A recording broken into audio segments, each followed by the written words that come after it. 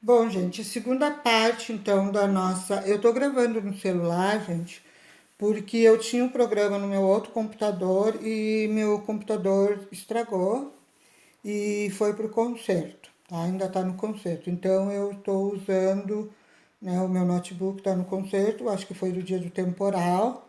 Eu até semana passada não consegui postar nada por essa questão, que o meu computador não ligava mais. E o que eu estou usando aqui, de vez em quando, ele resolve hibernar e eu fico sem computador também, tá, gente? Então, eu estou usando a gravação no celular para não acontecer de no meio da gravação o computador resolve hibernar ali e eu fico sem poder concluir a gravação. Então vamos lá, gente, para o vídeo não ficar muito longo, mas só para vocês saberem, então, por que a professora está gravando no celular, que não fica uma visualização de muita qualidade, mas infelizmente é o que a gente pode fazer. Então, assim, esses burgueses, eles se organizaram, então, em corporações de ofícios ou guildas, que era tipo associação de artesão, que eles controlavam a quantidade de produtos, a qualidade do produto, como é que ia ser a distribuição desse produto e qual o preço desses produtos. E também as ligas anseáticas, ou Hansas, tá, gente? Que era uma associação agora de mercadores e comerciantes. Também tinham mais ou menos as mesmas preocupações que tinham os burgueses, tá? Então, eles tinham um certo monopólio do comércio local, controlando a concorrência estrangeira e regulamentando os preços. Então, eles tinham um certo controle na entrada de produtos de fora para não haver concorrência com os produtos dos artesãos locais, né, dos artesãos locais. Bom, as cidades na Baixa Idade Média, gente, ela tem algumas funções urbanas. Por exemplo, aqui, ó, a rede urbana lógica de explantação geográfica, então, da Alta Idade Média, as cidades tinham os locais de habitação, que eram lá nos castelos, né, que tinha proteção, que tinha exército particular, ela tinha uma ideia de defesa. Já na Baixa Idade Média, que é quando começa a surgir, então, o comércio, o renascimento do comércio, o crescimento da cidade, ela tem uma função de comércio, né?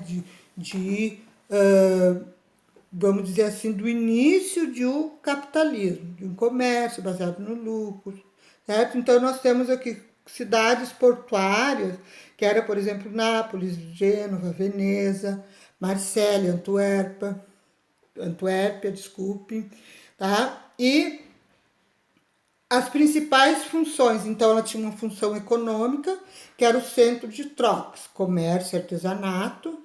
Ela também tinha uma função religiosa, ela era um centro religioso, era um centro administrativo, centro político, era a sede do governo, e também ela era um centro cultural. Tá? Então ali se reunia, né, a cultura urbana alfabetizada, que eram aqueles cambistas, os banqueiros, os contadores, aquelas pessoas que sabiam fazer cálculo, sabiam fazer uma conversão, né, de moedas, tá? E a conversão também dos pesos e medida, a universalização ou a unificação desses padrões. E também aconteciam as festas cívicas e religiosas também nessas cidades. Então ela vai adquirindo uma configuração. Então, se vocês observarem, por exemplo, os modelos das cidades no Brasil, ela tem essa configuração. Tem uma característica econômica, um perfil econômico. Sempre a cidade surge com primeiro uma igreja, depois a praça, depois o vilarejo, e ali vai se configurando esses espaços e junto à atividade comercial. Então ela vai tendo essa característica. Na medida que ela vai crescendo, ela vai adquirindo um perfil, né, econômico e também a questão cultural entra nesse processo. Então, nós vamos ter aqui, então, os portos, as cidades, né, que tem os portos marítimos, que são cidades portuárias, as de vias terrestres, tá? E as vias fluviais, que Paris, né, Avignon, Lyon, Florença, na Itália, Londres, tá, gente? Bom, qual que era a lógica de defesa dessas cidades? Primeiro, sítio alto, o que quer dizer o sítio alto? Um local alto, tá? E rodeada por muralhas. Então, eles escolhiam um lugar alto, que eles pudessem ter uma visibilidade da aproximação, né, de outras pessoas, protegido por um rio e pelas muralhas. Se vocês observarem essa gravura aqui, ó, são duas muralhas construídas. Daí tem essas torres, que eram as torres de proteção, que ficavam sentinela. Aqui também, ó, outra cidade, tem uma muralha, depois tem a muralha por fora aqui. Tá? Aqui também, ó, os rios, né? As muralhas. Tá? E Florença, eu tinha falado para vocês Paris, mas eu me confundi, é Florença. Na Itália, ela chegou a ter 6 muralhas. E a sexta muralha, ela era 6 vezes maior que a primeira. Então, aqui tem as medidas dessas muralhas. Tá? Então, vocês podem olhar aqui e ver as medidas das muralhas. Então, 8.500 metros de comprimento, 41 metros de largura. Tá? 73 torres, fortinhos. Então, essas eram as características das muralhas. Então, Florença chegou a ter 6 muralhas e a última era 6 vezes maior do que a primeira. Tá? Conforme ia crescendo a cidade, a muralha tinha que ser maior. Os aspectos urbanos, os elementos urbanos externos. Então, a gente viu os elementos urbanos internos, tá? Que foi o que eu falei antes. Agora, os elementos urbanos externos. Então, os sistemas de muralhas, estradas e caminhos para se chegar nessas cidades, o rio e as pontes, aquilo que circunda a cidade, aquilo que fica em volta da cidade. Tá? Então, aqui uma cidade portuária, tá? Vamos ver o que eles estão fazendo. Aqui a cidade de Paris, né, o rio Siena. Aqui uma vista da cidade de Paris, né, uma vista, né, uma planta baixa da cidade de Paris. Tá? E aqui a gente vai falar um pouquinho, gente, sobre os elementos urbanos internos, tá? Eu falei lá para vocês, né, da questão econômica, religiosa, que então especifica melhor.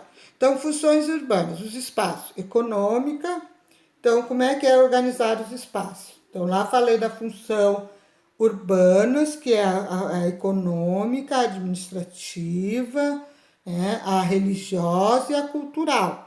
Agora a gente vai ver a ocupação, como é que é organizado esses espaços internos das cidades.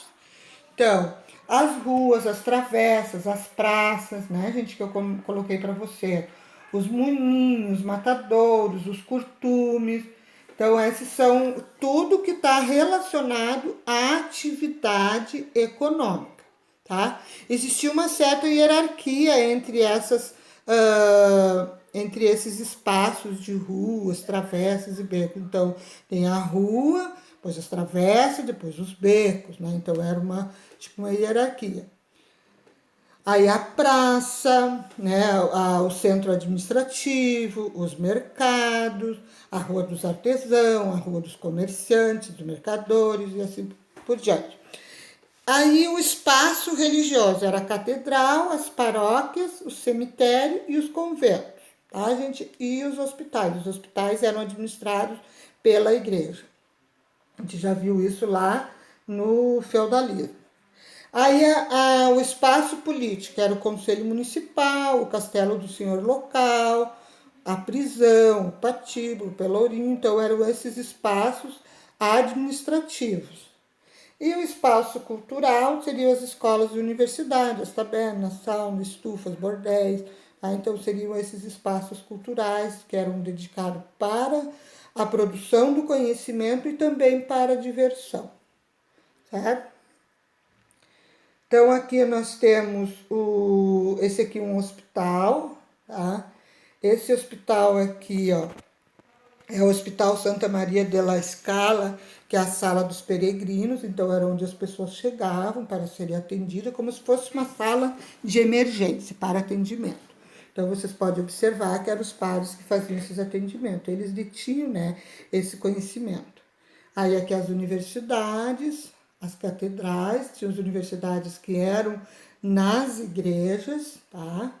Aqui os mosteiros, que vocês viram no filme O Nome da Rosa, naqueles trechos que eu mostrei para vocês, eram locais bastante isolados, de difícil acesso, exatamente para impedir que as pessoas se dirigissem a esses locais, eles ficavam isolados, e ali eles se dedicavam, então, à produção do conhecimento, da, da né, fazer os livros, manuscritos, os livros eram todos feitos manuscritos, restaurar as obras que estavam, né,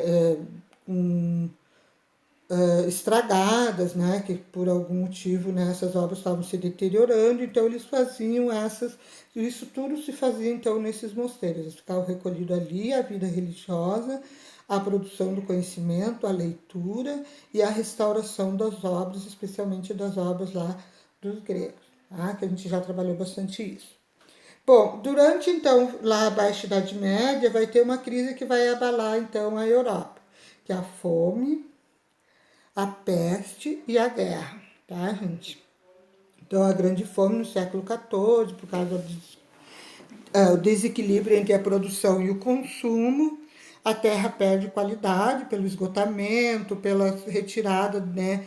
Tiravam muitas aves para produzir a madeira que ia para os fornos, tá? Então isso traz mudanças climáticas, desmatamento, cada vez que vinha uma chuva provocava enxurrada, uma enxurrada e levava toda a plantação. Associado a isso, essas cidades elas não tinham nenhum planejamento, né, gente? Elas eram as casinhas, se vocês observarem lá nas gravuras, elas eram tudo grudadinhas uma nas outras, então não havia um tratamento de água, não havia rede de esgoto, os dejetos eram jogados tudo na rua, e aí proliferava, né? Ratos, pulgas, né? Os animais andavam ali, se vocês observarem lá na igreja, tem dois animais ali, né? Na sala dos peregrinos ali, um gato, um, um cachorro, e se bem que o gato era importante por causa, né, para matar o rato que carregava a pulga lá que transmitia a peste bubônica, tá, gente? Então, essas situações de saneamento, de falta de higiene, né, a fome, vai agravar ainda mais a situação da peste negra. Tá? Então, um terço da população europeia foi atingida pela peste negra.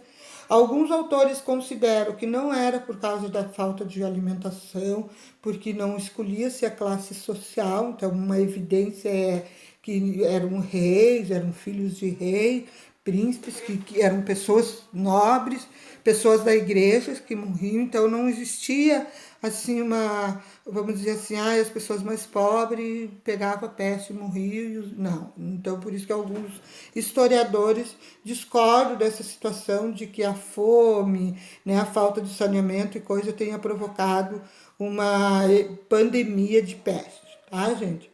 Então, as pessoas, né, aquilo que nós já conversamos em outros